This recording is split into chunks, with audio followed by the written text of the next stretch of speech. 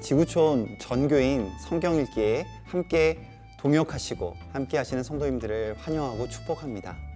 신약 성경 27권 중에 21권은 서신서입니다. 그래서 편지의 책이라 할 수 있는데요. 지금까지 바울 서신, 로마서부터 빌레몬서까지 13권을 마치고 오늘부터는요, 공동서신이라고 할 수 있는 히브리서부터 유다서까지를 시작하게 됩니다. 이 공동서신은 그 이름이 붙은 것은 수신자가 공동이라는 것이죠. 바울 서신처럼 특정한 교회나 개인을 향한 편지가 아니었다는 것입니다. 또한 공동서신의 저자라고 할 수 있는 야고보, 베드로, 요한, 그리고 유다는 예루살렘 교회의 지도자들이었습니다. 그런데요, 오늘 함께 살펴보는 히브리서는 저자를 알 수 없습니다. 초대 교부인 오리게네스는 누가 실제로 이 서신을 썼는지는 하나님만이 아신다라고 말할 정도였죠. 히브리인들에게라는 전통적인 이 책의 제목은 수신자가 유대교에서 기독교로 개종한 많은 유대인 성도들입니다.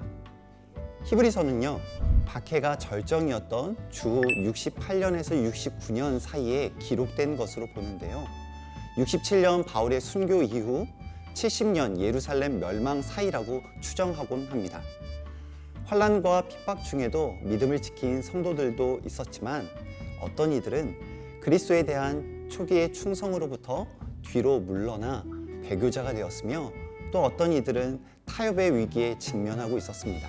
그래서 저자는 그들에게 우리 예수님이 그 앞에 있는 기쁨을 위하여 십자가를 참으셨던 것처럼 다시 유대교로 돌아가지 말고 인내할 것을 권면합니다. 저자는요, 구약을 인용하면서 유대교와 비교할 수 없을 정도로 그리스도가 얼마나 탁월한 분이신지를 논리적으로 설명하는데요. 초보적인 신앙에서 벗어나 성숙한 신앙을 갖도록 도전합니다. 히브리서 1장에서 2장은 예수 그리스도가 천사보다 탁월하다는 것을, 3장부터 4장 전반부에는 예수 그리스도가 모세보다 탁월한 것을 이야기합니다. 4장 후반부터 제사장보다 탁월하신 예수 그리스도를 7장까지 설명하는데요. 그리고 8장부터 10장까지는 예수 그리스도의 언약이 탁월함을 이야기합니다. 그러기에 히브리서는요, 성도들에게 5가지의 경고를 말합니다. 구원받은 삶을 등한히 여기지 말라고요. 조상들처럼 하나님께 불순종하지 말라고요. 영적 미성숙에서 벗어나라고 말합니다. 또한 뒤로 물러서지 말고 말씀하신 이에게 듣는 것을 거역하지 말라고 경고하죠. 사랑하는 성도 여러분, 코로나 상황 가운데 참 애쓰셨습니다. 하나님이 우리를 위하여 더 좋은 것을 예비하셨죠. 그러니 모든 무거운 것과 얽매이기 쉬운 죄를 벗어버리고 인내로써 우리 앞에 당한 믿음의 경주를 우리 함께 하십시다. 다른 곳에 희망을 두지 말고 믿음의 주요 온전케 하시는 예수를 바라보기를 소망합니다. 그럴 때 주님이 우리를 붙드시고 새 힘을 주실 것입니다. 승리의 그날을 기다리시는 저와 여러분 되기를 주님의 이름으로 축복합니다. 두 번째로 야고보서입니다. 전통적으로 이 책의 저자를 예수님의 형제이면서 예루살렘 교회의 리더였던 야고보로 알려져 있죠. 과거 야고보가 목양했던 형제 자매들이 이제는 사방으로 흩어져 더 이상 함께할 수 없는 상황에서 그들로부터 여러 문제로 직면해 있다라는 소식을 듣게 되었습니다. 그래서 야고보가 흩어져 있는 12지파에게 라는 시작으로 목회자의 마음으로 서신을 씁니다. 그러다 보니 내 형제들아, 내 사랑하는 형제들아 라는 것을 반복하며 말합니다.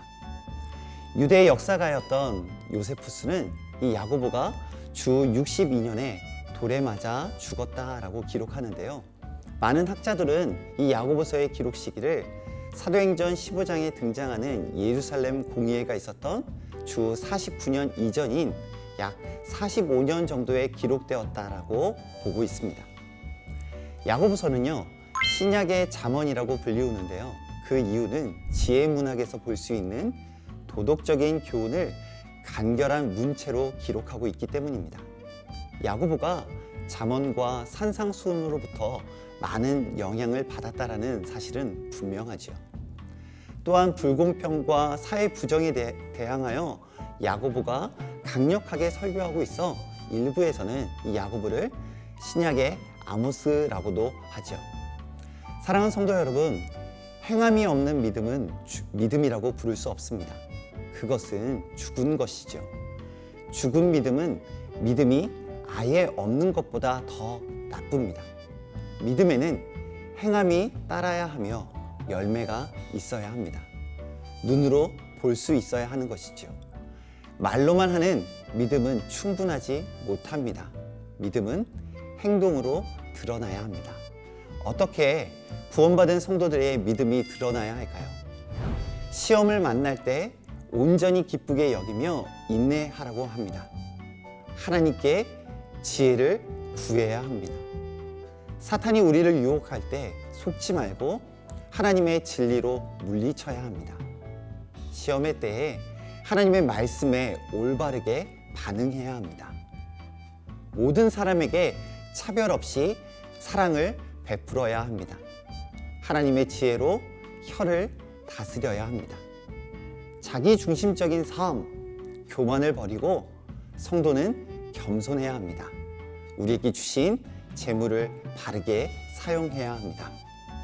고난 당한 자들, 병든 자들을 위해 우리는 기도해야 합니다.